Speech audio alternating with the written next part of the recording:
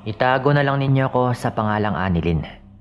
Nais ko lang sanang ibahagi yung kwentong ito na nangyari sa aking tito at tita. Tawagin na lang pala ninyo sa pangalang Francis at Agnes, yung tsuhin at tiyahin kong ito. Noong mga panahong naganap yung naging karanasan nila, nakatira pa sila sa bahagi ng Bicol. Hindi ko na lang po sasabihin kung ano talaga yung eksaktong lugar dahil baka may taga roon na nakikinig rito. Bagong lipat lang daw sila noon dahil nagmula sila sa Maynila. Nakabili nga si tito ng lupang mapagtatayuan nila ng kanilang bahay roon.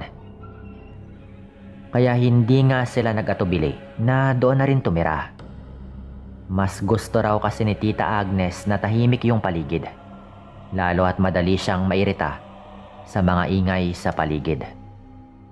Bago nga sila lumipat doon, nakapagpatayo na roon sina tito ng kanilang matitirhan. At noong naroroon na nga sila, wala raw silang gaanong kapitbahay maliban na lamang sa iisang tirahan na naroroon. Ayon pa kay tita, hindi naman daw gaanong malayo yun sa kanila at kapag dudungaw daw sila sa bintana, makikita pa rin daw sila ng klaro ng kanilang kapitbahay roon. Isang umaga, umuwi mula sa kanyang trabaho sa bayan si tito. At meron daw siyang dalang telebisyon.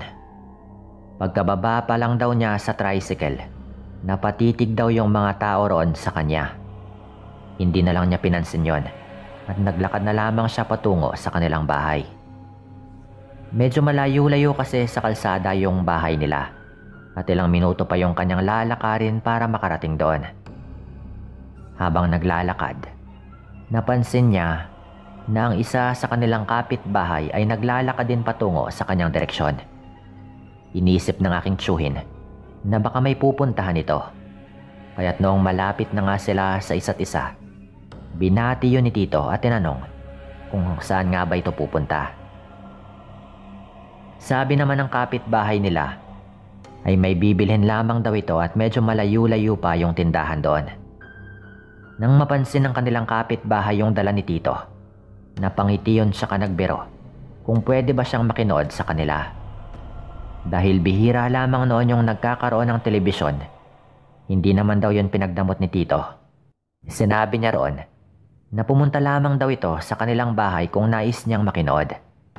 Dagdag pa nga ng asawa ng tiyahin ko ay mainam ngang may kasama raw si tita sa panonood kapag wala siya roon sa bahay at nasa trabaho. Nagpasalamat naman daw yung kanilang kapitbahay noon at naglakad na rin palayo. Nagmadali naman noong maglakad si tito at nang makarating na nga siya sa kanilang bahay, agad niyang ipinakita kay tita kung ano man yung kanyang dala. Natuwa naman noon yung aking tiyahin at sinabi na subukan na raw nila yon upang makapanood na nga ito. Napatango naman yung tsuhin ko at inihanda na nga lahat ng dapat ayusin upang gumana na iyon. Ayon kay tito, dahil may trabaho ito sa bayan, yun na muna yung magiging libangan ng aking tiyahin. Sinabi pa niya na nakasalubong niya ang isa nilang kapitbahay at baka makikinood daw ito. Sinabi naman ng tiyahin ko na walang problema at mainam nga yun para may kasama siya sa panonood. At noong gabing yon, nanonood na nga raw silang dalawa habang kumakain ng hapunan. Ngunit dahil hindi naman pumunta yung kanilang kapitbahay, mga bandang 9:00 ay pinatay na raw nila yon. Dahil pagod nga yung tsuhin ko, nagpasya na rin po silang matulog. Maging yung tiyahin ko naman ay inaantok na rin dahil mula raw nang makalipat sila roon ay hindi na siya gaanong nakakatulog.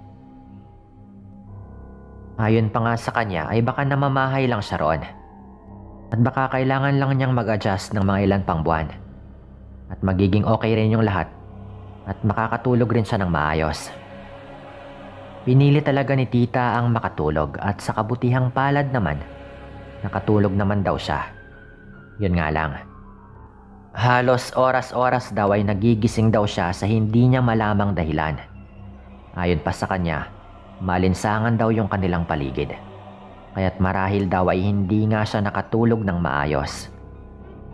At mga bandang 2:00 na po noon ng madaling araw. Dahil nakakaramdam ng pagkaihi yung tsuhin ko, naisipan niyang bumangon para lumabas at tumungo sa may likod ng kanilang bahay. Dahil naroon nga po yung kanilang banyo. Saktong pagkalabas naman niya ay may kung ano siyang napansin sa hindi kalayuan. Parang may aninong naroroon at naglalakad. Sa hindi niya inaasahan, nakaramdam nga raw siya ng kaba. Parang may kung anong kakaiba sa taong naglalakad noong mga panahong yon. At dahil doon, naisipan raw ni Tito na patay na lamang yung kanyang flashlight at matyagan kung sino yon. Walang ano-ano, naging mabilis daw yung lakad ng taong kanyang nakikita, kaya marahan siyang pumasok sa kanilang bahay. Pagkapasok naman daw ni Tito, ay sinilip niya yung labas at laking gulat daw niya nang makitang tumigil yung taong yon sa may labas ng kanilang bahay. Bali yung pwesto po ni Tito noon ay nakasilip sa may pintuan habang yung taong nasa labas naman ay nakatayo sa bahaging katapat lang din ng bintanang malapit sa kanilang kwarto. Nagmamasid-masid daw po yon. Ngunit dahil medyo madilim nga yung paligid, hindi gaanong naninag ng aking tsuhin ang mukha ng taong yon. Napailing na lang noon si Tito, lalo na nga nang marinig niya yung boses ng isang babae na parang hinihingal. Garalgal daw po yon, kaya hindi daw niya agad naintindihan kung ano nga ba yung sinasabi nito. Nais ni Tito noon na tanungin yung taong naroroon kung ano nga ba yung kanyang pinagsasabi. Ngunit mas naging klaro daw yung boses nito. Nalaman ni Tito na ang sinasabi pala ng babae ay makikinood daw yun ng telebisyon sa kanila. Medyo napatawa pa yung tito ko noon dahil hating gabi na yon at wala nang palabas. Isa pa, nagpapahinga na rin sila noong mga panahong yon. Noon din daw ay naalala nga ni Tito yung kapitbahay nila na kanyang nakasalubong, na pinagbigyan nga niya noong nagsabi ito na makikinood siya sa kanila. Ngunit dahil parang may kakaiba raw noon, hindi raw niya ito sinagot at minatsaga na lamang hanggang sa umalis na ito. Dahil sa pangamba niya na baka kung iba na pala yung pakay ng babae, kaya't isinara nga niya ng mabuti yung pintuan at pagkatapos nun ay bumalik na nga siya sa kanilang kwarto. Saktong pagkapasok daw ni Tito, nakita niyang gising rin si Tita. Kaya tinanong niya ito kung bakit nga ito nagising. Ang sabi naman ni Tita ay may narinig siyang tumatawag, kaya't pinakiramdaman nga niya kung sino nga ba yon. Subalit noong ipipikit na nga sana niya ang kanyang mga mata, meron daw siyang narinig na mahinang huni ng tiktik. Napakahina raw nun at parang nasa labas lang daw ito. Hindi na lang noon nagkomento yung tito ko at sinabing wala naman siyang narinig. Niyaya na lang niya yung tiyahin ko na muling matulog. Nakatulog naman daw agad yung tiyahin ko noon. Pero hindi na raw natulog si Tito at nagpa siyang magmatsyag na lamang sa paligid. Sinabi lang din niya kay Tita na wala siyang narinig upang hindi na ito mabahala pa. Kinaumagahan, maagang bumangon yung tsuhin ko dahil may trabaho pa nga siya sa bayan. Yung tiyahin ko naman, saktong pagkabangon daw niya ay napaduwal daw ito. Kaya't nagmadali raw siyang tumungo sa labas ng kanilang bahay. Takang-taka raw noon yung tsuhin ko dahil doon. Nagkaroon siya ng hinala na baka nagdadalang tao nga yung tita ko. Kaya't sinabi nito na bibili siya ng pregnancy test kit doon sa bayan. Matapos yung kanilang maikling usapan, nagpaalam na raw si Tito noon. Pero bago ito tuluyang umalis, pinagsabihan nga niya yung tiyahin ko na isara yung mga pintuan at bintana. Tumango naman daw yung tiyahin ko noon at tinanaw na lamang yung kanyang asawa na umalis. Noong wala na nga raw si Tito, nagpasya raw siyang gawin na lamang yung mga gawaing bahay. Hanggang sa mga panahong yun daw ay parang maduduwal pa rin siya, pero pinipigilan lamang daw niya ang kanyang sarili. Ginugol na lang daw niya ang kanyang atensyon sa mga gawain sa loob ng kanilang bahay. Bandang 2:00 daw ng tanghali noon. Nakahiga raw yung tita ko sa may mahabang upuan habang nanonood ng telebisyon. At habang nasa ganong sitwasyon, nakarinig daw siya ng pagtawag sa may labas ng kanilang bahay. Kaya't pinagbuksan nga raw niya yon. Nang malaman naman ng tiyahin ko na ang kapitbahay nga nila yung makikinood pala ng TV, pinapasok naman daw niya ito sa kanilang bahay. Naging masaya daw yung kanilang pagkukwentuhan noon. At kung ano-ano nga raw yung kanilang pinag-usapan. Nang walang ano-ano, umawak raw sa tiyan ni tita yung ale. Napalunok pa raw yun ng kanyang laway bago ito tuluyang magsalita. Ayon pa sa ale, nagdadalang tao raw yung tiyahin ko. At mga nasa 2 o 3 buwan pa lamang daw. Napakunot naman ang noo yung tiyahin ko noon. Iniisip niya na baka nakasalubong nga ng ali yung tsuhin ko at napagkwentuhan nila yung tungkol doon. Kaya't napangiti na lang daw siya at napatango. Ang sabi pa nga ng ali, ingatan daw ni tita yung kanyang dinadala dahil maselan daw yon, lalo pat yun nga yung unang pagkakataon na nabuntis ito. Sa buong maghapong yon daw, halos tawanan lamang daw sila ng tawanan ng ale. Kung ano-ano daw kasi yung kwento nito. Kaya't nakapalagayan na rin daw siya ng loob ni tita. Nang lumaon, nagpaalam yung ale na uuwi raw muna at magsasaing. Kaya tinayaan na nga siya ni tita na umalis. Noong wala na raw ito, doon na napaisip yung tiyahin ko. Ang boses daw kasi ng aling yon ay katulad ng boses na narinig niyang tumatawag sa kanya. Kinikilabutan man dahil sa mga iniisip nito, hindi na nga niya yon pinagtuunan pa ng pansin. Dahil malapit na ring mag-5 noon, nagpasya na lang daw si tita na magluto na ng kanilang magiging hapunan. Pagdating daw noon ni tito, agad silang naghapunan kahit hindi pa yon gaanong madilim. Masaya naman daw na ikwento ni tita ang patungkol sa naging usapan nila ng aling nakinood ng telebisyon. Nasa ganoon nga silang sitwasyon nang nabanggit ni tita na sinabi naman ng alin na nagdadalang tao raw siya.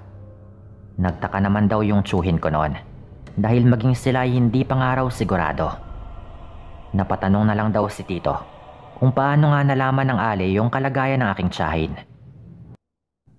Subalit yung kanilang mga katanungan ay nasagot noong pagkalipas ng mga ilan pang buwan. Patuloy pa rin namang nakikinood yung ali sa kanila. Nakumpirma na nga ni na tita na base nga sa pregnancy test ay nagdadalang tao raw ito. Doon nga sila nabahala dahil tuwing hating gabi raw, mga hanggang 3:00 din ng madaling araw, ay may naglalakad daw sa labas ng kanilang bahay. At tawag daw yun ang tawag. Madalas pa raw nasabihin ng mapanlinlang na nilalang na makikinood daw ito ng telebisyon. Ngunit dahil nga alam ni na tita ang patungkol sa mga aswang, ay hindi nga nila yun pinagbubuksan at hindi rin daw nila sinasagot. Ayon pa kay tito, wag lamang daw magkaroon ng masamang pangyayari kay tita at sa dinadala nito. Dahil kapag siya raw yung napuno, ay papatayin niya yung aswang na yon kahit na tagaroon pa yon. Sa kanilang pagkakatanda, mga nasa 6 hanggang 7 buwan na raw yung sanggol sa kanyang sinapupunan noong may mangyari. Gabi na raw noon at nakahiga na nga sina tita. Nagtaka pa raw sila noon kung bakit hindi raw nakapunta sa kanila ang kanilang kapitbahay para makinood. Iniisip na lamang daw nila na baka naging abala na raw yon. Dahil wala namang rason para magtampo yon sa kanila. Hindi pa rin daw kasi nila nakokonekta yung mga nangyayari. Dahil mabait naman daw yung kapitbahay nila. Kaya't parang tinanggal nga nila sa kanilang mga iniisip at mga duda na siya nga yung naglalakad tuwing gabi at umaaligid sa kanilang bahay. Matutulog na raw sana silang dalawa noon nang makarinig ulit sila ng mga yabag sa may labas ng kanilang bahay. Parang hindi raw mapakali yon, kaya sinubukan na nga ring sumilip ni tito. Laking gulat niya noon nang makita yung ali na naroroon at pabalik-balik. Panay rin daw yung pagsabunot nito sa kanyang buhok at kamot din daw yon ng kamot sa kanyang katawan. Tatawagin na raw sana yun ni Tito, ngunit biglaang nagreklamo si tita na masakit daw yung kanyang tiyan. Naninigas daw yon ng sobra at parang hinihiwa mula sa loob. Doon na nga napamura ng malakas yung tsuhin ko. Wala siyang naging pakialam kung ano nga ba yung sasabihin ng kanilang kapitbahay kung marinig man siya nito. Hindi tumigil sa pagmumura yung aking tsuhin at nilalakipan pa raw niya yon ng pangalan ng kanilang kapitbahay na yon na nakita na nga po niya mismo na yun din yung naglalakad ng pabalik-balik sa may labas ng kanilang bahay.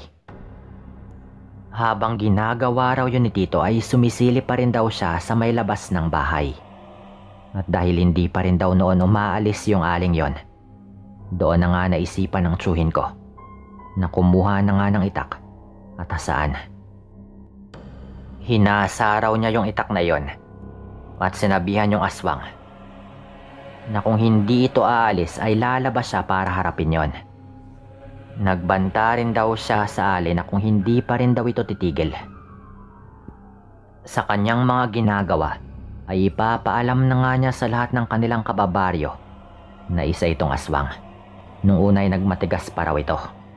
Inisip pa noon ni Tito na baka lalaban yon dahil yun daw yung sabi ng iba kapag hinasaan daw ng kung anumang patalim yung aswang ay lalo raw silang nagagalit. Subalit nang tawagin siyang aswang ni Tito at nilakipan pa nga ng kanyang pangalan ay doon na raw ito parang nakaramdam ng takot.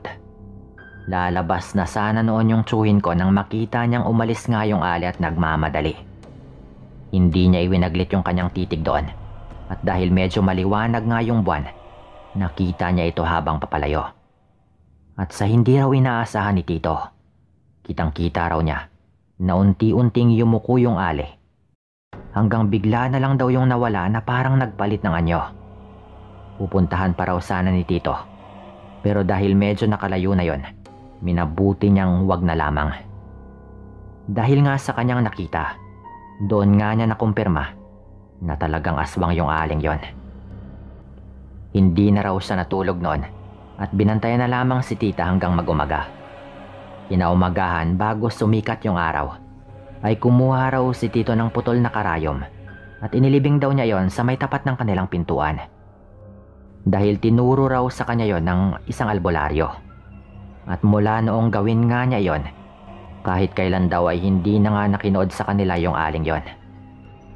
Pero marahil ay nahiya na rin daw ito dahil alam niya na alam na rin ng mag-asawa ang kanyang tinatagong lihim at ang kanyang pinagagawa tuwing gabi.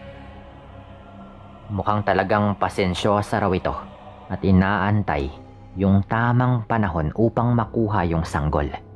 Mabuti na nga lang at napigilan. At lumipas pa nga raw yung mga 2 buwan at naipanganak naman ni tita ng maayos yung kanyang dinadala. Hanggang sa lumipat na nga rin sila ng tirahan kalaunan. Dito ko na rin po ito tatapusin at maraming salamat po sa inyong lahat.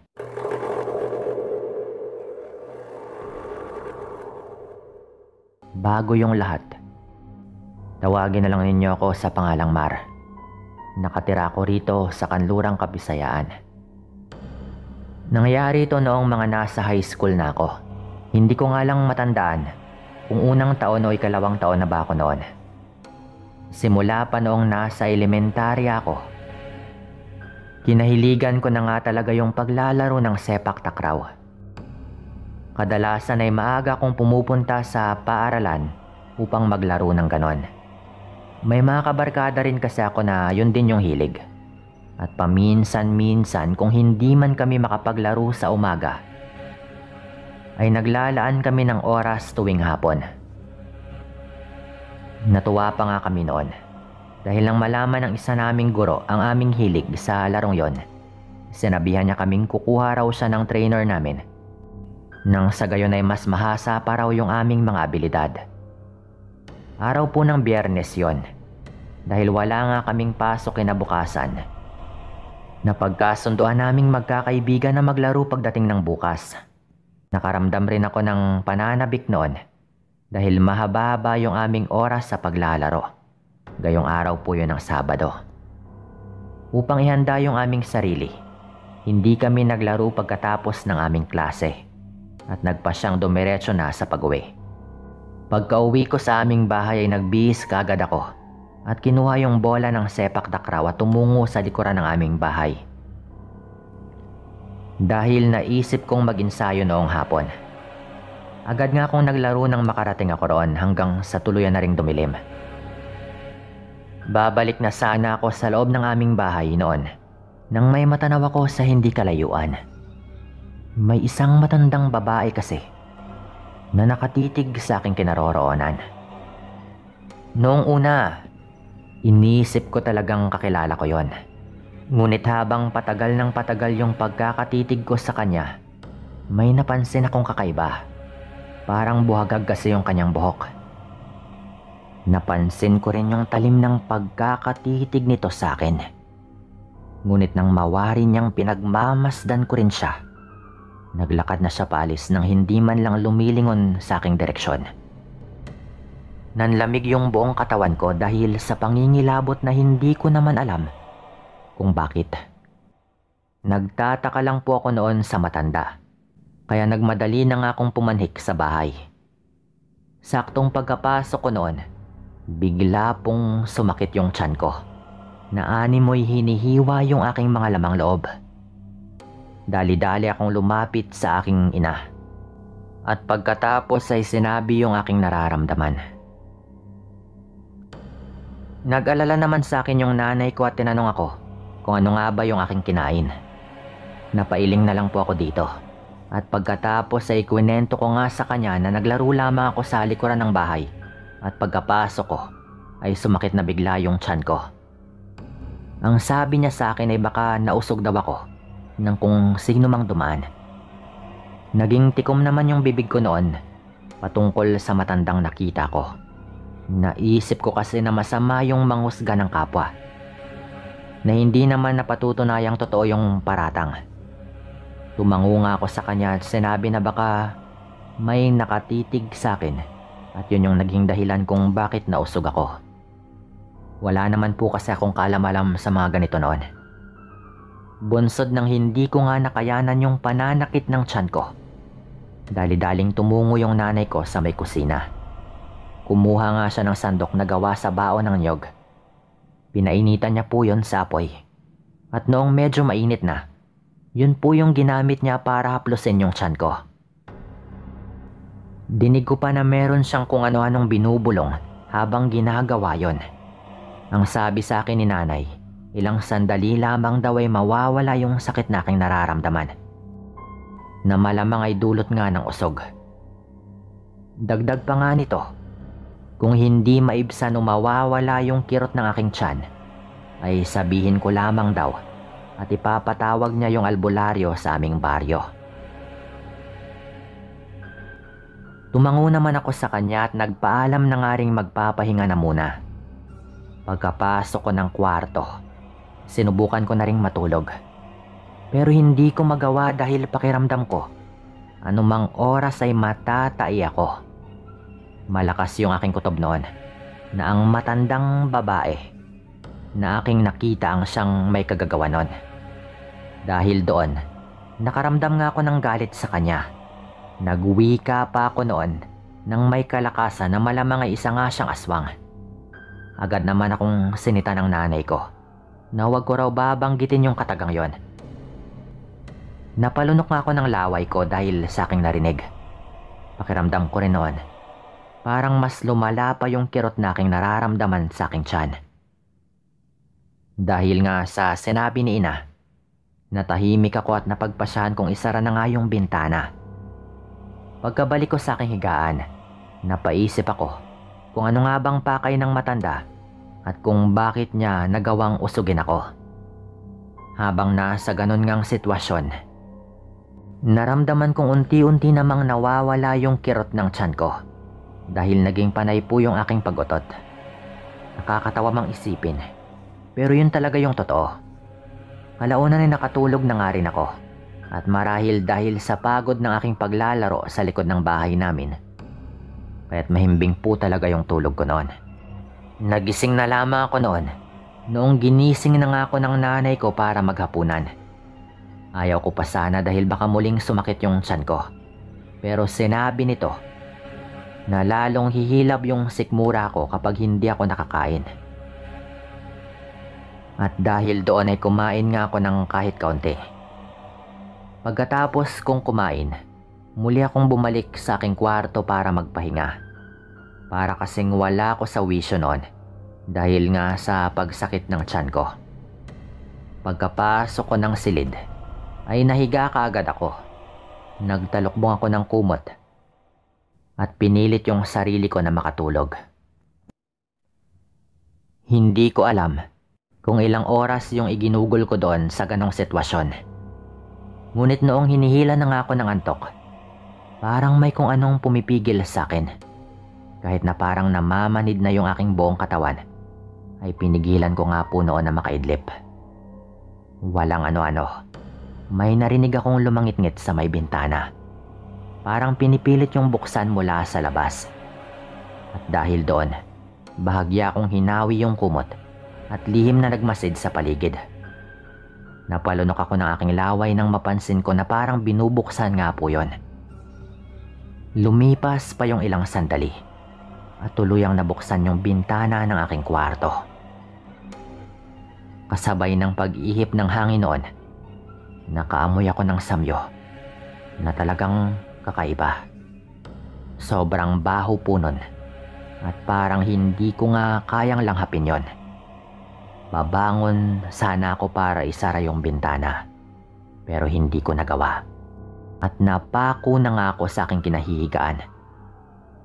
Paano kasi may nakita akong isang matandang babae na nakasilip sa may bintana. Bale, kitang-kita ko siya hanggang sa kanyang tiyan. Hindi ko alam kung paano nga niya nagawa yung makasilip sa bintana. Gayong mataas po yung bahay namin dahil nakaangat po ito sa lupa. Hindi alam ng matandang yon na nakamasid ako ng palihim sa kanya. Noong una ay parang matanda talaga yung aking nakikita. Ngunit sa hindi ko maunawa ang pangyayari, biglaan pong nagbago ang kanyang mukha. Nakabuhaghag yung kanyang buhok. At sabog na sabog po yon. Kitang-kita ko rin na nagbabaga yung kanyang mga mata. Iginala niya ang kanyang paningin sa paligid. Hanggang naipako nga po niya yon sa aking higaan. Ilang sandali pa, napansin kong parang nahihirapan po yon. Napaisip ako kung ano nga ba yung kanyang gagawin. Ngunit nang makita kong unti-unti niyang iniaangat ang kanyang katawan, doon ko na nga po napagtanto na nais talaga nitong pumasok sa aking kwarto. Halos maihi ako noon sa sobrang kaba. Alam ko sa sarili ko na aswang yung nasa bintana at yun din yung matandang nakatitig sa akin ng mabalasik noong naglalaro ako sa labas ng bahay. Idinalangin ko noon na sana'y umalis na nga yung aswang na yon at wag nang pumasok ng tuluyan sa kwarto ko. Habang ganun nga yung nangyayari, narinig kong napamura yung aking ama pati na rin yung aking ina. May kung anong kumalabog sa kanilang silid at ilang sandali lamang ay kumatok na nga sila habang tinatawag ako. Narinig kong ang sabi nila ay lumabas ako sa aking kwarto dahil meron umanong aswang sa may bintana. Ngunit kahit na anong pilit ko ay hindi ako makagalaw. Marahil dahil sa presensya ng aking mga magulang ay nag-alangan din yung aswang na pasukin ako. Mabilis po yung lumundag at umalis sa bintana. Mabilis namang tumakbo palabas yung aking ama at sigaw po ito ng sigaw sa aswang na yon. Nabiglaan na lang din umanong nawala sa karimlan. Binantaan siya ni tatay na huwag nang bumalik dahil hindi niya ito bubuhayin kapag nagpang-abot sila. Nang masiguro naman niyang wala na nga yung aswang sa paligid, bumalik siya sa loob ng aming bahay at sinabihan akong doon na lamang matulog sa kanilang kwarto. Ayon kay nanay, sinadya akong usugin ng matanda upang magawa niya akong balikan kinagabihan. Mabuti na nga lang daw at naging alerto silang dalawa, kaya hindi natuloy ang kung anumang binabalak ng aswang na iyon. Doon nga ako natulog sa kanilang kwarto at sa kabutihang palad, hindi na rin nakabalik pa yung aswang ng gabing yon. Kinabukasan, dahil maayos na rin naman yung aking lagay, nakipagtagpo nga ako sa aking kaibigan para makapaglaro kami ng sepak takraw. Hindi ko na lang binanggit sa kanila yung mga nangyari sa akin noong nakaraang gabi. Noong nasa kalagitnaan na nga kami ng paglalaro noon, nang matanaw ng isa kong kaibigan ng matanda. Sinabi niyang yun daw yung matandang dayo sa aming lugar at pinaghihinalaan manong aswang. Napalunok naman ako ng laway noon dahil kung totoo nga yung sinabi ng kaibigan ko. Tumaas lalo yung duda ko na siya nga yung muntikang mangbiktima sa akin. Hindi na lang namin yun pinansin at ipinagpatuloy namin yung aming paglalaro. Ngunit hindi na nga ako nakatiis noon noong tumigil sa paglalakad yung matanda at nanood sa amin. Noong una, ang laro namin ang kanyang pinapanood. Ngunit habang patagal ng patagal siyang nakatitig sa amin, doon ko nga napapansin na sa akin lamang niya ipinupukol yung kanyang mga titig. Sa kadahilanang yon, ikwento ko na nga sa mga kaibigan ko. Nung nangyari nung Biyernes ng hapon at gabi, galit na galit po yung mga ito sa matanda. At pagkatapos po nun, ay dumampot sila ng mga bato. At pagkatapos nilang gawin yon, pinagbabato po nila yung matanda. Siyempre, ilang ulit ko po silang pinigilan. Pero ilang ulit na rin po nilang natamaan yung matanda. At nagawa po nilang tamaan yun sa ulo. Na naging dahilan ng pagkatumba nito. Nagalit po ako noon sa mga kaibigan ko kung bakit ganun nga yung kanilang pinagagawa. Kinabahan po ako noon dahil baka merong nakakita sa amin at baka kung ano nang nangyari sa matanda. Napabuntong hininga na lang po ako noon. Tatakbo sana ako para lapitan yung matanda at alamin yung kanyang sitwasyon. Pero dali-dali po itong bumangon. At kitang-kita ko na meron po siyang kung anong inuusal. Akmang ituturo sana niya kami. Nang muli pa rin siyang binato ng isa kong kaibigan. Tinamaan po yun sa ulo at muling natumba. Nang mga panahong yon, napagpasya na naming lapitan yung kinaroroonan ng matanda. At pagkarating po namin doon, nakita namin siyang nakahandusay. Sa hindi ko po inaasahan noon, biglang nagtanong yung isa kong kaibigan sa matanda kung talaga bang aswang ito. At kung siya ba talaga yung sumubok na pumasok sa aking kwarto. Hindi ko napigilan yung kaibigan ko noon. Kaya hinintay ko na lamang kung ano mang isasagot ng matanda. Ngunit ilang minuto lamang po yung nakaraan ay hindi pa rin po yun nagsalita. Sa halip ay nakayuko lamang po yun at animoy nagkikimkim ng kanyang galit. Nang mga sandaling yon, nagkaroon na rin ng lakas ng loob na magsalita yung isa ko pang kalaro. Sinabi niyang kilala raw niya yung pamilya ng matanda at alam raw niya kung taga saan ito. Napatitig na lang ako sa kaibigan ko nang sabihin niya yon. Napasenyas pa siya sa akin na huwag na raw akong sumabat. Kaya nanahimik na lang po ako noon. Muli pa siyang nagwika na may lolo raw siyang albularyo at pupwede raw nitong sugurin yung matandang babae sa kanilang bahay. Pagkarinig ng matanda ng mga sinabi ng aking kalaro, bigla po itong napasigaw. Sinabunutan po nito yung kanyang sariling buhok at dali-dali po itong tumayo. Tinitigan niya kami ng mabalasik noong mismong sandaling yon.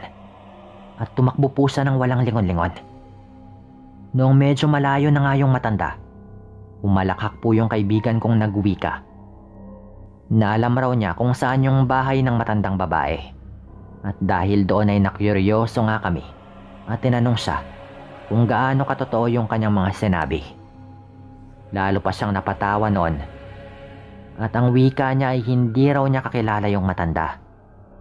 Pero dahil sabi-sabi nga na aswang yon, ay sinubukan raw niya itong takutin, kagaya ng ginagawa ng mga matatanda. Sinabi pa niyang epektibo talaga dahil parang asong takot na takot ang matandang babaeng yon. Sa kabutihang palad po noon, wala na rin kaming naramdamang kakaiba. Subalit bago nga kami tuluyang umuwi sa kanya-kanya naming mga bahay, ay dumaan muna kami sa albularyo at nagtanong kung anong pwedeng gawin. Sinabi naman ito kung anong gagawin para hindi kami balikan ng matandang babae. At sa kabutihang palad, hindi na nga namin nakita pa yung matandang yon. Hindi na rin po ako nakaranas ng pang-aaswang magmula nun. Ang sabi po ng albularyo sa akin noon, baka nagkataon lang daw na nakursanadahan nga ako ng matanda. Naging palaisipan pa rin po sa amin kung sino nga ba yung matandang yon at hindi na rin po namin ito nakita. Dito ko na rin po ito tatapusin at maraming salamat po sa lahat ng mga nakinig sa kwento kong ito.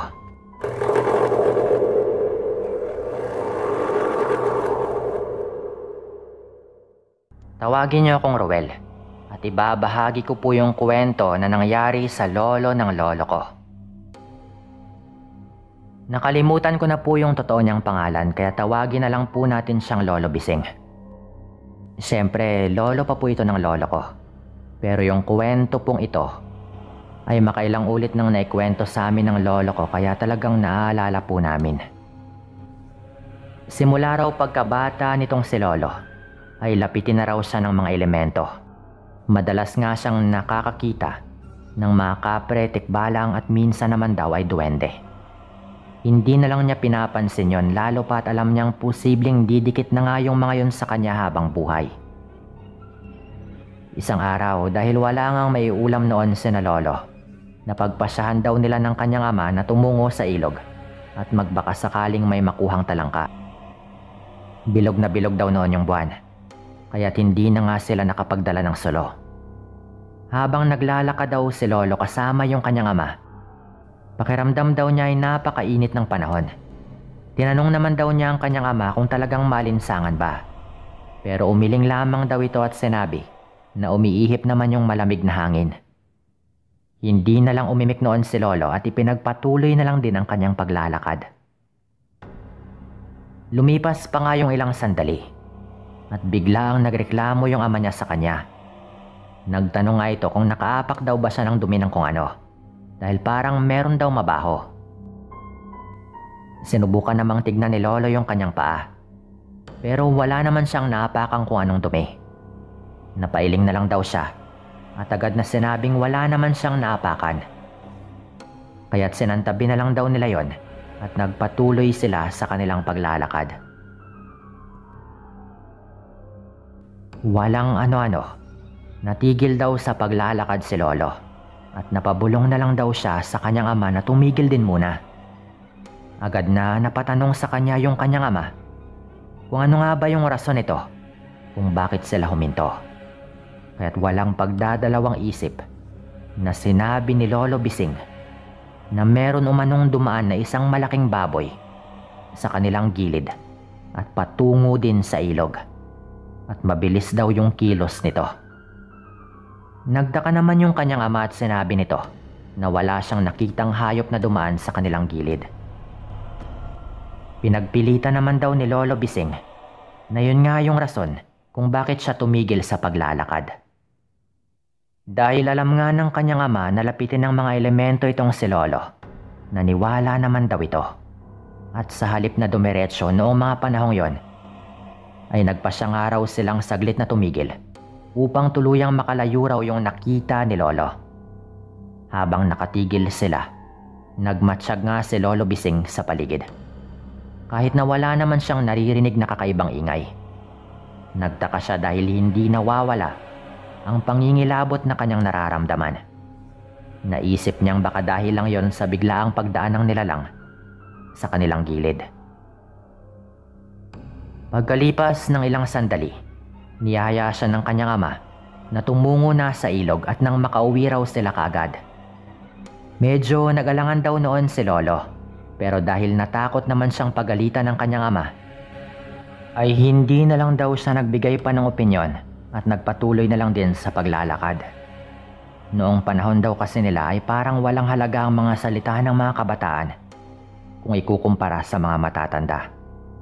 Talagang takot daw noon yung mga kabataan sa kanilang mga magulang. Ipinagpatuloy nga nila yung kanilang paglalakad hanggang sa makarating na sila sa pangpang ng ilog. Bago lumusong noon sa tubig, nagpalingalinga pa noon si Lolo. May narinig daw kasi siyang lagaslas ng tubig na alam niya sa kanyang sarili na hindi naman normal. Parang may kung anong gumagalaw sa tubig noong mga sandaling yon. At habang ganun nga yung nangyayari, nagtaka naman daw yung ama ni Lolo dahil sa pagtigil nito. Dahil doon, sinabihan daw niya ito na maglakad pa sila at maghanap ng medyo mababaw na bahagi ng sa gayon ay magawa nilang makahuli ng mga isda o talangka. Tumango naman daw si Lolo kahit nakakaramdam siya ng kaba. At hindi nga raw niya yun inintindi. Naisip lang niya na baka meron namang ibang rason ang kanyang mga naririnig. Ngunit habang sila ay naglalakad, lalo siyang nakaramdam ng kaba.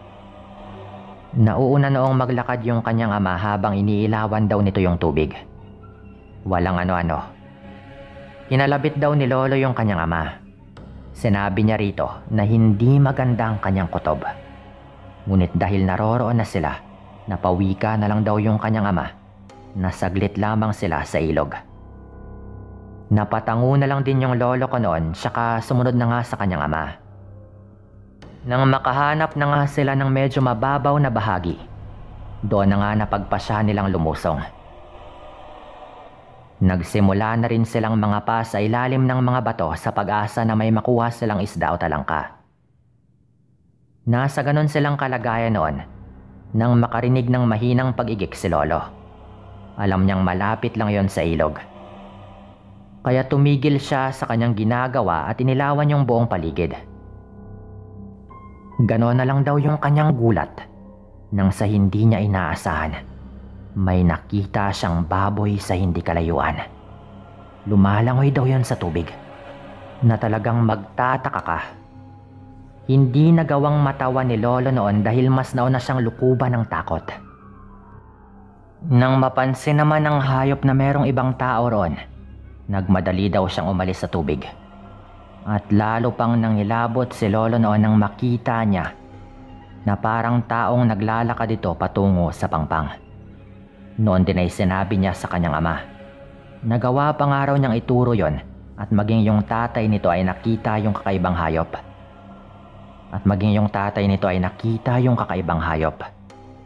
Subalit sa halip na mamangha, nakaramdam din daw yon ng takot.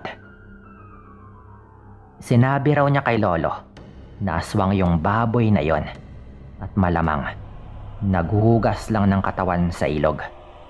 Dagdag pa niya, mabuti na nga lang at naunang nakita ni Lolo yon, kaya't nasindak yung aswang at nagmadaling umalis. Lalo pa't dalawa rin nga silang magkasama. Dahil sa nakita nilang yon, hindi sila nakarami ng huli noong gabing yon. Nagpasya nga silang umuwi, kahit pa kalahating tabo lang yung nagawa nilang makuhang isda talangka. Napagpasya na lang din nilang dalawa na huwag nang sabihin sa nanay ni Lolo ang kanilang nakita, dahil tiyak daw na matatakot yon. Umuwi nga sila at agad nilang niluto yung kanilang mga nahuli. Ngunit hanggang sa makatapos na sa pagkain si Lolo, ay hindi raw nawawala sa kanyang isipan ang kanyang nakita. Yun yung pinakaunang pagkakataon niyang makakita ng ganon na duda nga nila ay aswang. Na malamang ngayon din yung hayop na nakita niyang tumakbo ng mabilis sa kanilang gilid noong sila ay nasa daan papunta sa ilog. Dumaan nga yung mga buwan noon at medyo nakalimutan na rin daw ni Lolo Bising ang patungkol sa hayop na yon. Wala rin kasing balita na may ibang taong nakakita ng naturang nilalang. Ayon pa nga sa mga kwento sa amin, may nag-iisang baboy na alaga raw sina Lolo Bising. Native daw po na baboy yon. Bali yung pwesto daw nun ay nakakulong lamang daw yon sa may likod ng kanilang bahay. Kaya alam nilang hindi sila mahihirapan sa pag-aalaga nun. Bandang 1:00 raw ng madaling araw, nang magising nga raw si Lolo para umihi. Kahit na hindi pa man daw siya nakapagkusot ng kanyang mga mata, ay bumangon daw siya agad at tumungo sa kanilang likod bahay para umihi. Saktong pagkalabas daw niya, nakaramdam daw siya ng pangingilabot. Parang tumayo raw yung kanyang mga buhok sa may bandang batok. Kaya't nagmadali na nga raw siyang gawin yung kanyang dapat gawin. Papatapos na raw siya noon nang mapatitig siya sa kulungan ng kanilang baboy. Noong una, wala naman daw siyang napansing kakaiba.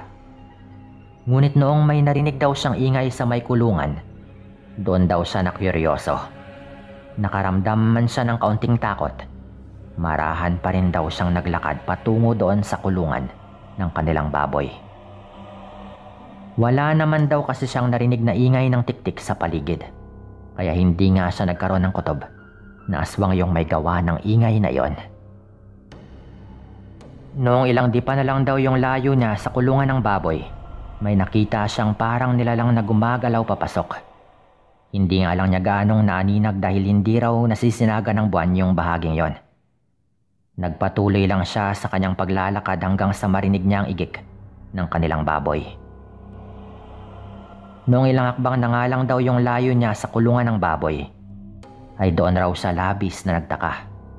May narinig daw kasi siyang parang ungol ng isang babae na tila nasasaktan. Garalgal daw po yon at tumagal lang ng halos 10 segundo. Pagkatapos daw nun, nawala na nga yung ungol at nakarinig siya ng igik ng baboy. Alam ni Lolo noon na may kakaiba dahil 2 baboy yung umiigik. Napalunok nga raw siya ng kanyang laway dahil sa kung anumang kanyang iniisip. Subalit nang tuluyan siyang makalapit sa kulungan ng kanilang alaga, nakumpirma nga niyang tama yung kanyang hinala nang makitang 2 nga yung baboy na naroroon. Kinalabutan ng gusto si Lolo noon, kaya hindi nga siya nakagalaw sa kanyang pwesto at maging yung mapasigaw ay hindi nga niya nagawa. Alam niyang aswang yung isa sa mga baboy na yon.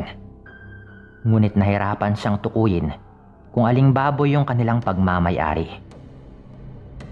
Ngunit nang makita niyang inahing baboy pala yung isa, doon din nga niya napagtanto na kaya pala igik ng igik yung mga baboy na yon dahil pinipilit daw ng lalaking baboy na magawang kastahan yung isa. Sana po ay naiintindihan ninyo yung sinasabi kong pagkasta. Habang ginagawa yun ng lalaking baboy ni na Lolo Bising, ang isang baboy naman daw ay patuloy sa pagpupumiglas. Hindi alam ni Lolo kung matatawa ba siya o matatakot. Lalo nga nang makita niyang hirap na nga yung isang baboy na pinaghinalaan niyang aswang. Hindi na muna siya lumabas sa kanyang pwesto at hinintay na lamang niya yung susunod na mangyayari.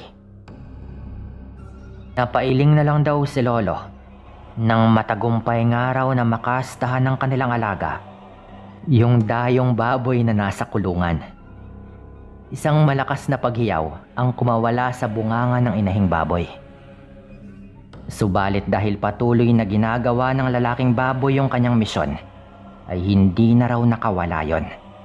Hinihingal na raw noon yung isang baboy subalit hindi pa rin tumitigil yung lalaking baboy. At sa kadahilan ng ayaw pa rin tumigil ng kanilang baboy, mabilis daw na nilingon ito ng inahing baboy. At ganoon na lamang daw yung gulat ni Lolo dahil sa isang paggisap lamang ng kanyang mata. Ang baboy raw na kinakastahan ng kanilang alaga ay biglaan daw na nagpalit ng anyo. Kaya't doon na nga raw nagkagulo. Subalit hindi naman nagpatinag yung baboy nila Lolo. Kahit na nga parang anyong aso na raw yung aswang na yon. At pilit pa rin daw nitong gustong gawin yung kanyang gustong gawin. Marami na ngang tumakbong ideya noon sa utak ni Lolo. Marahil ay balak raw na gawing hapunan ng aswang na yon yung kanilang alaga. Pero noong napalabas nga raw siya at napapunta doon, ay nag-anyong baboy na lang daw yon para hindi makahalata si Lolo. Pero syempre, magtataka pa rin siya lalo at paanong naging dalawa yung kanilang alagang baboy. Dahil naging nakakatakot na nga yung anyo ng aswang at hindi na anyong baboy, napatakbo na nga raw noon si Lolo papasok sa kanilang bahay upang sabihan yung kanyang ama. Nang magising raw yung ama nito, sinabi nga nito yung mga nangyari. At habang nasa loob sila ng bahay, narinig daw nilang umigik ng ubod ng lakas yung kanilang alagang baboy hanggang sa bigla na lang daw yung tumahimik. Dala ang kanyang itak at sulo. Mabilis raw na tumakbo noon yung ama ni Lolo para tignan yung kanilang alagang baboy. At nagulantang na lang daw sila noon nang makita nilang nakahandusay na nga sa lupa yung kanilang alaga. Wakwak na raw yung tiyan nito at pansin din nila na nakuha na yung ibang lamang loob. Lalong tumibay nga yung kanilang paniniwala na aswang nga yung may gawa nun. Sinubukan pa nilang ilawan ng sulo yung paligid sa pag-asang baka naroroon pa yung aswang. Pero wala silang nakitang bakas nito, maliban sa patak ng dugo na hindi na nga nila alam kung saan yung direksyon tumungo. Wala na silang nagawa pa noon. Hindi na rin nila niluto yung natirang laman ng baboy nila at baka mahawaan pa sila ng pagkaaswang. Nilibing na lamang daw nila yon para hindi makain ng ibang hayop.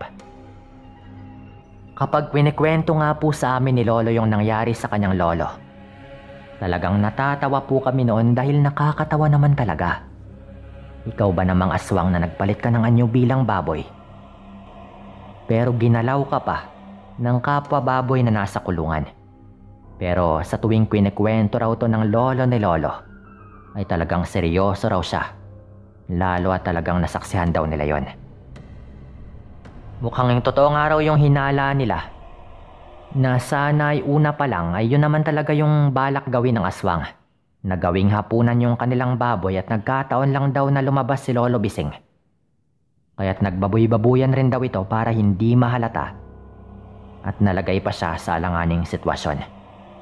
Dito ko na rin po tatapusin yung nakakatakot na kwentong to na medyo nakakatawa rin. Maraming salamat po sa lahat ng mga makikinig dito at paalam.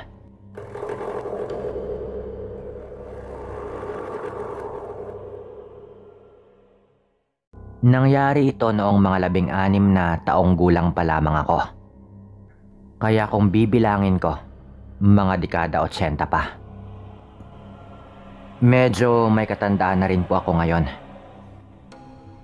Noong araw po, pangingisda po yung ikinabubuhay namin. Sa lugar po namin, halos lahat po ng mga tao, yun din po yung kabuhayan. Yung lokasyon po kasi namin ay malapit po sa ilog. Kung saan yung ilog po na ito ay konektado rin po sa dagat. Kaya mga yamang dagat talaga ang aming kinabubuhay. Meron pong palaisdaan na malapit po sa amin. Doon po kami dumadaan sa mahabang pilapil sa tuwing nagpapalaot.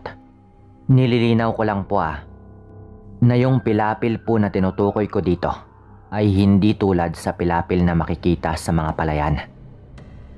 Mas malalapad po at matataas na pilapil ang tinutukoy ko. Ganon po talaga dapat. Lalo at tuwing nagbabagyo o kapag medyo malakas po yung hangin at ulan at nagkataon pa kunwari na high tide. Mabilis lang pong mawawasak ang mga pilapil kapag hindi po ganon ang pagkakagawa.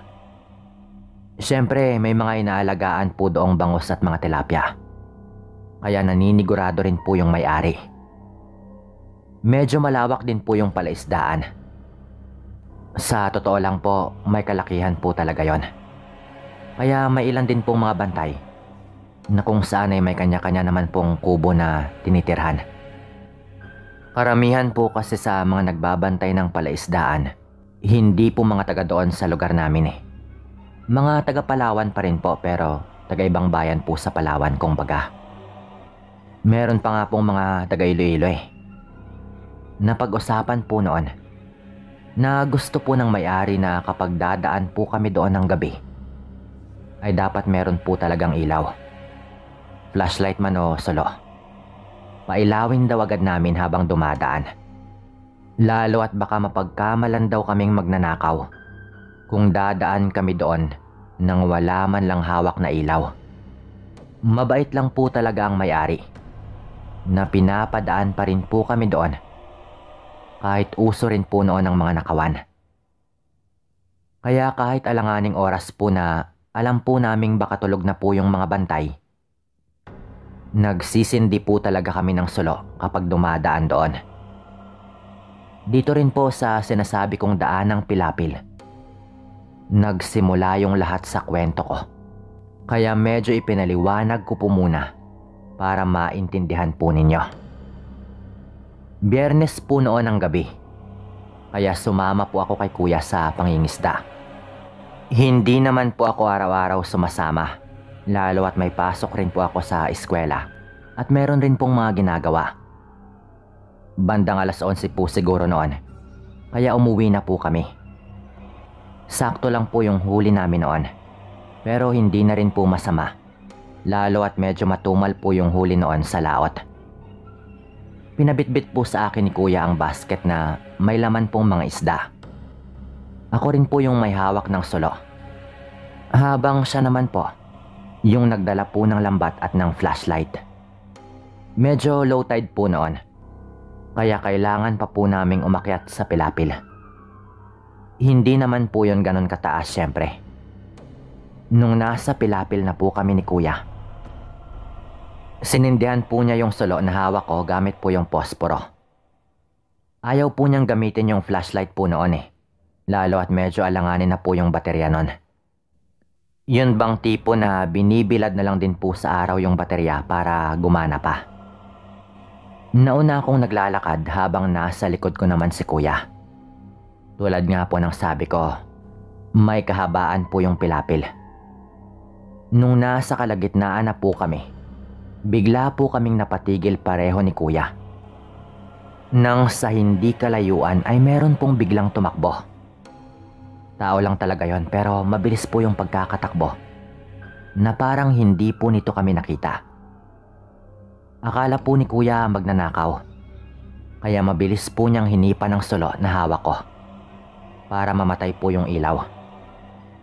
At para matignan nga po namin kung tama nga yung aming duda, nasa kabilang side po yun ng Pilapil. Kaya siguro hindi niya kami napansin. Pero papunta po yun sa aming direksyon. Medyo madilim lang po pero tao talaga yung aming nakikitang tumatakbo. Hanggang sa bigla po yung bumaba sa Pilapil na natakpan na po ng mga puno. Marami po kasing mga puno ng niyog sa gilid po ng Pilapil. Yun bang mababa lang po na niyog. At pagtalon na pagtalon po niya doon banda, halos mga 5 segundo lang po. At bigla pong may lumipad doon Hindi naman po kami magugulat kung ibon lang na maliit. Pero ang laki po nung lumipad. Kasunod po nun, napakalakas po na huni ng wakwak. Yung nakita po naming tumatakbong tao, bigla na lang po naging parang napakalaking panike. At mabilis po yung pagkakalipad nun pa itaas. Nililinaw ko lang po hindi po namin nakita mismong nagpalit ng anyo. Pero yung tumalon po siya doon tapos bigla pong may lumipad na isa nga pong wakwak na doon po mismo nang galing pagkalipas lamang ng ilang segundo. Talagang mapapaisip ka po na yung tao pong nakita namin at yung lumipad ay iisa lang. Nung nakalayo na po yon at hindi na po namin naririnig, sinindihan po namin ulit yung sulo. At sakto naman po nung ginawa namin yon na meron pong lumabas sa kubo na isa po sa mga bantay. Pareho ba tayo nang narinig? Wakwak yun, di ba? Parang dito lang banda galing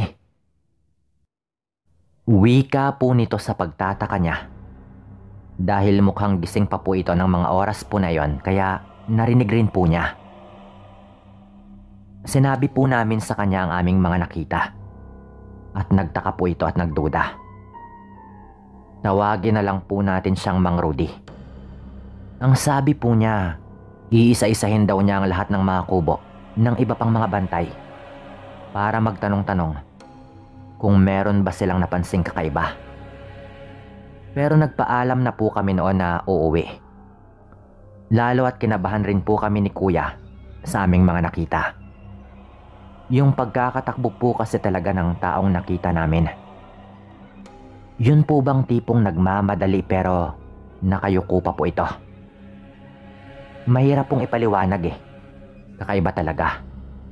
Yung halatang tao pero ibang-iba po yung ikinikilos. Ganoon po. Kinabukasan po, maaga pa akong pumunta sa may ilog para linisin po yung bangka namin. Agad po akong nilapitan ni Mang Rudy nung nasa may bangka po ako. Ang sabi po nito, inisa-isa raw po niya yung mga kubo ng iba pang mga bantay. At meron daw isang nawawala ng gabing yon. Walang iba kundi si Mang Lito. Isa rin po sa mga bantay. Wala daw po ito sa kubo nung kinatok siya ni Mang Rudy. Yung kubo po ni Mang Lito ay dinadaanan din po namin minsan. Lalo kapag doon po yung bangka namin dumadaong sa kabilang side po ng palaisdaan kapag medyo malalim po yung tubig. Kaya nakakausap rin po namin ito. Hindi daw agad natulog si Mang Rudy dahil inantay raw po nito si Mang Lito. Mga alauna na raw po ng hating gabi ito natulog. Dahil tinanong pa daw niya mismo si Mang Lito. Sa labas lang daw mismo ng kubo ni Mang Lito ito naghintay. Pagbalik daw ni Mang Lito, nagmamadali raw po ito. Wala daw itong damit pang itaas. At bago raw ito umuwi sa kanyang kubo, naghugas daw ito ng katawan sa may ilog bago dumiretso. Nakita siya agad ni Mang Rudy dahil inaabangan nga po siya nito. Ayon pa kay Mang Rudy, hindi raw niya masiguro kung dugo ba o ano yung hinuhugasan ni Mang Lito sa kanyang katawan. Lalo at nung nailawan daw niya ito ay nakatalikod raw po ito. Nung tinanong naman daw niya kung saan galing, ang sabi daw ni Mang Lito, binisita lang daw niya ang kanyang nililigawan. Nakiusap pa daw po ito na wag sabihin sa kanilang amo. Pero duda daw talaga si Mang Rudy. Isang gabi po, maaga po kami ni Kuya. Galing rin po kami sa pangingisda pero mga bandang 6:00 po kami dumaong. Hapon pa po kasi kami umalis kaya ganong oras po kami nakauwi. Malalim po yung tubig noon kaya doon po kami sa kabila dumaong. Doon po malapit sa kubo ni Mang Lito. Ang sabi po ni Kuya, mabuti na lang maaga tayo. Mahirap na. Alam mo naman siguro yung tinutukoy ko. Wika pa po nito. Dahil doon nga po kami banda dumaan sa may kubo po ni Mang Lito, kung saan duda na nga po kami sa mga nangyari.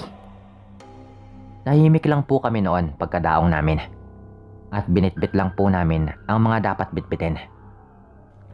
Madilim na po noon. Hawak ko po yung flashlight nang dumaan po kami sa kubo ni Mang Lito. Nang bigla ko pong naibaling yung ilaw sa ilalim po ng kanyang kubo. At agad nga po akong nangilabot nang makita kong nagkukulay pula po yung tubig doon banda sa ilalim ng kubo. At meron pa nga pong tumutulong kulay pula at malapot-lapot po na likido mula po doon sa kubo. Siyempre, kawayan lang po yung papag kaya ganoon. Agad ko pong tinuro kay Kuya at alam talaga naming dugo nga po yon. Pinapatay po ni Kuya ulit ang ilaw. Sinenyasan lang po niya ako sabay nilapag po namin ang aming mga bitbit sa lupa. Pinakinggan po namin lalo at may naririnig po kaming kakaiba mula po doon sa loob. Nag-aangil po na parang merong mabangis na hayop na nandoon. May naririnig po kaming parang umunguya ng kung ano na talagang medyo may kalakasan po. Yung tipong parang hayop na merong kinakain. Medyo mataas po yung bintana. Lalo at mas mataas pa nga po yung sahig ng kubo sa pilapil. Pero pareho po kami ni Kuya na gusto pong malaman kung ano yon. Kaya ginamit po ni Kuya ang dalawang kamay niya at doon po ako pinatongtong para ako po yung sumilip. May gasera po sa loob nung sumilip pa nga po ako. At halos mapasigaw po ako agad sa aking nakita. Yung tumambad po kasi sa akin, Sir Dan. Si Mang Lito na nakaupo sa sahig ng kanyang kubo habang may kinakaing hayop. Halata pong isa po yung aso. Sigurado po ako doon. Yun po yung kanyang nilalantakan ng walang habas. Nakalabas na po yung lamang loob ng hayop At yung itsura po ni Mang Lito, parang nababaliw po na hayop. Sa sandaling panahon po na nakatingin ako doon, hindi ko na po kinaya noon. At napasigaw po ako sabay tumalon. Tumakbo po ako doon sa kubo ni Mang Rudy. Ang sabi ko po noon, "Kuya, aswang yan! Takbo na!" Sigaw ko pa po. Dahil grabe nga po yung takot na naramdaman ko. Sumunod naman po agad si Kuya, na natakot na rin po base po sa aking naging reaksyon. Matapang naman po si Kuya pero sa naging reaksyon ko po, wala po itong nagawa kundi tumakbo na rin po. Malapit na po kami sa kubo ni Mang Rudy. Nang agad po itong lumabas, meron po itong hawak na baril. Nung nilingon po namin sa kubo ni Mang Lito, nandun na po ito sa labas ng kanyang pinto. Sumisigaw po ito na magpapaliwanag raw po siya. Yung iba pang mga bantay noon na lumabas rin po ng kubo nila. Malalayo po yung agwat ng mga kubo. At yung kay Mang Rudy lang po at Mang Lito, yung medyo magkalapit. Kaya yung iba pong mga bantay noon na lumabas din po ng kanilang kubo. Sumisigaw po yung mga ito na kung ano ba daw ang nangyayari. Sinabi na lang po ni Mang Lito na wag na daw nilang alalahanin at siya na ang bahala. Kaya hindi na po masyadong nakiusyoso ang ibang mga bantay. Lalo at hindi naman siguro nila narinig ng malinaw kung ano nga bang nangyari. Dahil may kalakihan talaga ang palaisdaan. Kinumpronta po namin si Mang Lito. Pinuntahan po namin sa kanyang kubo. Pagdating po namin doon, balot na balot pa po ng dugo yung kanyang katawan. At nalaman po namin na yung aso po palang kanyang biniktima ay isa po mismo sa mga aso doon sa palaisdaan. Siyempre, meron po silang mga alaga para dagdag bantay na rin po. Tinutukan po ng baril noon ni Mang Rudy si Mang Lito. Sa ulo po nito mismo at sobrang lapit po. "Aswang ka ba, Lito? Gusto kong marinig sa iyo mismo." Tanong po ni Mang Rudy na agad naman pong inamin ni Mang Lito. "Nakapangbiktima ka na ba ng tao?" Tanong pa po ni Mang Rudy na parang kakalabitin na po nito yung gatilyo. Kaya nanginginig po yung katawan ko noon sa takot. Pero mariin pong tumanggi si Mang Lito at puro mga hayop lamang daw po yung kanyang nabiktima kapag hindi ito nakakapagpigil. Nakiusap po ito kay Mang Rudy dahil may pamilya pa daw siyang naghihintay sa kanya. Nangako po ito na hinding-hindi siya mananakit ng tao at aalis na